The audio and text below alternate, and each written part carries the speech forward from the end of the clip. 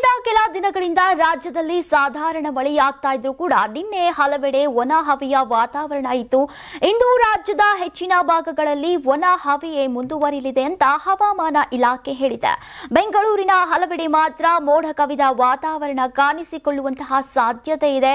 ದಕ್ಷಿಣ ಒಳನಾಡು ಜಿಲ್ಲೆಗಳಾದಂತಹ ಬೆಂಗಳೂರು ನಗರ, ಬೆಂಗಳೂರು ಗ್ರಾಮಾಂತರ, ರಾಮನಗರ, ಕೋಲಾರ, ಚಿಕ್ಕಬಳ್ಳಾಪುರ, ಮಂಡ್ಯ, ಮೈಸೂರು, ಚಾಮರಾಜನಗರ, ಕೊಡಗು, ತುಮಕೂರು, ಹಾಸನ್, ಚಿತ್ರದುರ್ಗ, ದಾವಣಗೆರೆ, ಚಿಕ್ಕಮಗಳೂರು ಮತ್ತು ಶಿವಮೊಗ್ಗ ಜಿಲ್ಲೆಗಳಲ್ಲಿ ಮಳೆಯ ಸಾಧ್ಯತೆ ಅತ್ಯಂತ ಕಡಿಮೆ.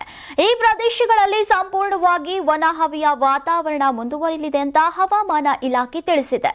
ಕರಾವಳಿ ಜಿಲ್ಲೆಗಳಾದಂತಹ ಉಡುಪಿ, ಉತ್ತರ ಕನ್ನಡ ಮತ್ತು ದಕ್ಷಿಣ ಕನ್ನಡದಲ್ಲೂ ಕೂಡ ಇದೇ ರೀತಿಯ ಒಣ ಹವೆಯ ವಾತಾವರಣ ಮುಂದುವರಿಯಲಿದ್ದು ಮಳೆಯ ಚಾನ್ಸ್ ಕಡಿಮೆ ಇದೆ.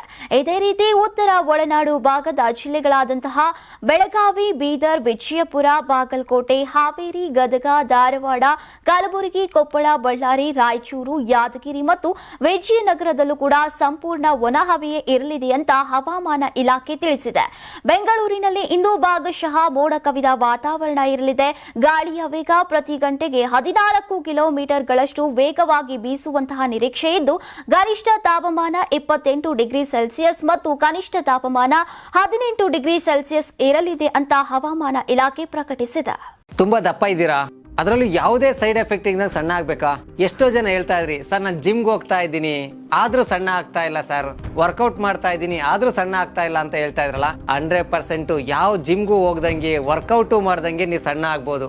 ಪ್ರತಿದಿನ ಬೆಳಿಗ್ಗೆ ಸಂಜೆ 2 ಟೈಮ್ ನಮ್ಮ ಜೀನಿ ಸ್ಲಿಮ್ ನ ಯೂಸ್ ಮಾಡಿ ಯಾವುದೇ ಸೈಡ್ ಎಫೆಕ್ಟ್ ಇಲ್ದಂಗೆ ನೀವು ಸಣ್ಣ ಆಗ್ತೀರಾ. ಯಾಕೆಂದ್ರೆ ಜೀನಿ ಸ್ಲಿಮ್ ಒಂದು ಉತ್ತಮ ಆಹಾರ. ನಿಮಗೆ ಮಾಧ್ಯಮದಲ್ಲಿ ಕೆಲಸ ಮಾಡುವ ಆಸಕ್ತಿ ಇದೆಯಾ? ಹಾಗಾದ್ರೆ ಕರ್ನಾಟಕ ಟಿವಿ ಡಿಜಿಟಲ್ ಮೀಡಿಯಾದಲ್ಲಿದೆ ನಿಮಗೆ ಒಳ್ಳೆಯ ಅವಕಾಶ.